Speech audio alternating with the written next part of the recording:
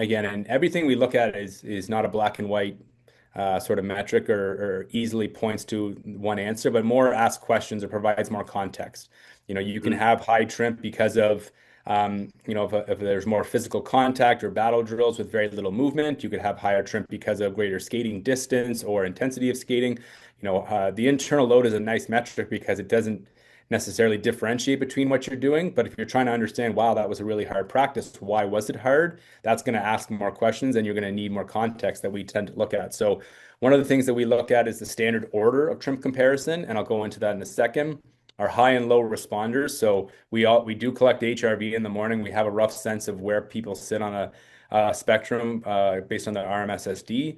And then it's always interesting to me changes in heart rate versus the coach's expectations. So if he's expecting practice to be a 1.5 and it comes out as a 1.9, like, okay, well, that's different. Did it go longer? Was it more intense? Did guys get, excited out there? There was a competition, or are we, residually fatigued and everybody is, as a little practice was a little bit harder than intended today? That brings great context to the situation that we can then interpret and try to dive into more metrics to understand, is this something that we need to investigate further with our group, or is it something that we kind of expected and we're not too concerned about it?